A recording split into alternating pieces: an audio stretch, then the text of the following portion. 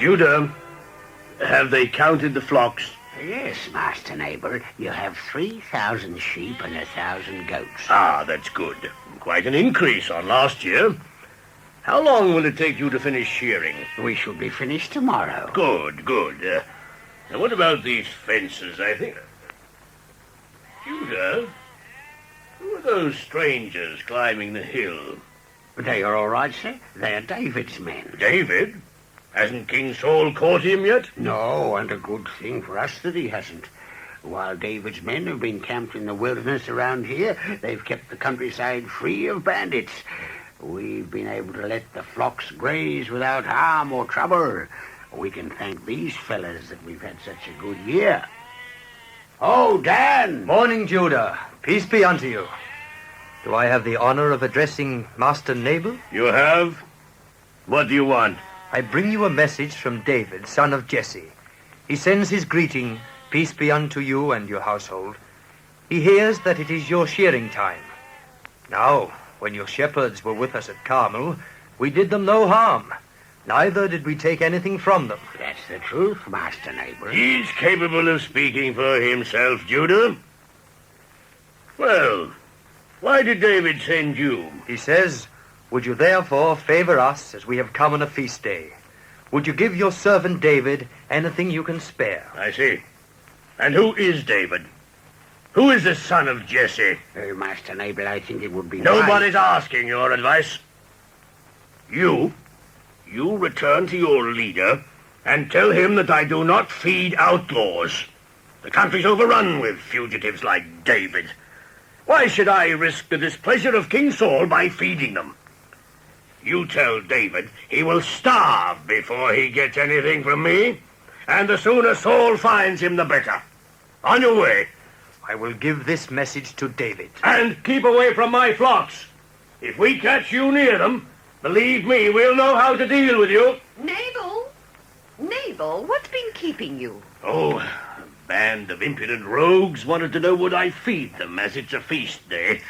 Have any of the guests arrived? Yes, dear. They're washing the dust from their feet. Why didn't you call me? That's what I came to do. I'll go and greet them. Tell the servants to fetch some drinks. Yes, dear. Judah, why are you looking so worried? If you will forgive me, madam, I think the master is inviting trouble. You know how David's men have protected our flocks during the past year. Yes. David just sent his messenger to ask a gift of supplies. The master refused him. Oh, the stubborn ox. When David learns of his ingratitude, I'm sure he will come looking for him. We could all be in danger. Then we must act before David does. Make ready provisions of bread and wine, some meat, grain, raisins, and figs. Load them onto the donkeys. While Nabal is occupied with the guests, I will take the supplies to David. And whatever you do, don't let Nabal know what's happening, or we'll be in worse trouble.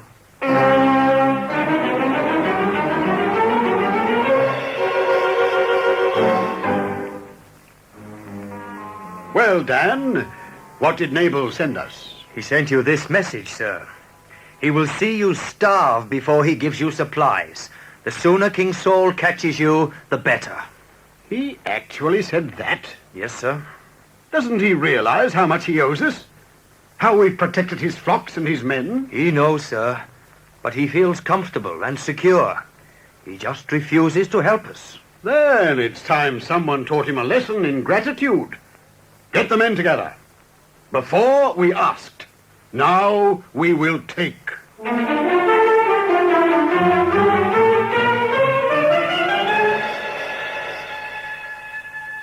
What's this coming down the hillside? A team of donkeys and a woman. It's Nabal's wife. The donkeys might be loaded with provisions. Maybe the old scoundrel has changed his mind. We'll soon see. Who are you? What do you want? Peace be unto you, Master David. I am Abigail, wife of Nabal. Indeed.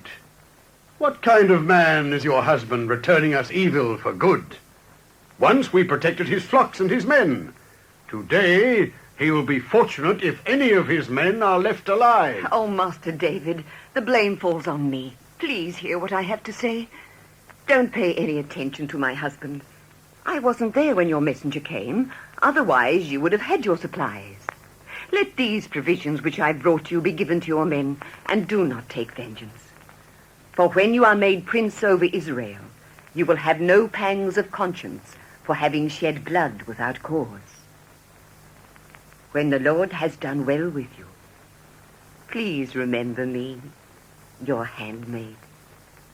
Blessed be the Lord God of Israel for sending you to meet me. Blessed be your good judgment, and blessed be you for restraining me today from the guilt of bloodshed and taking the law into my own hands.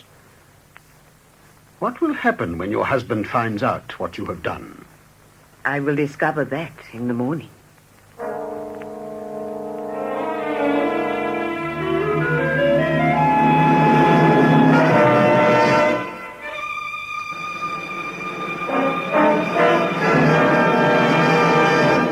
Nabal, do you realize that your behavior towards David yesterday nearly cost us our lives? Oh, go away, woman. I have a headache. When he received your message, he prepared at once to attack us.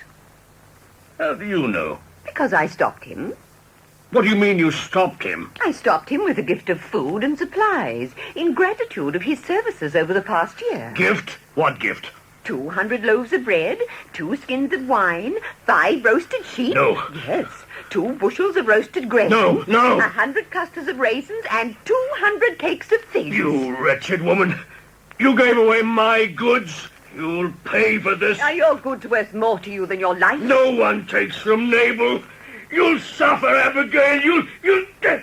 Judah, come quickly! Master Neighbor! Master Neighbor! It's too late, Judah. I don't think he can hear you. He's dying. What happened, madam? What caused it? His love of money. Love of money? Yes, Judah. He didn't possess wealth. His wealth possessed him.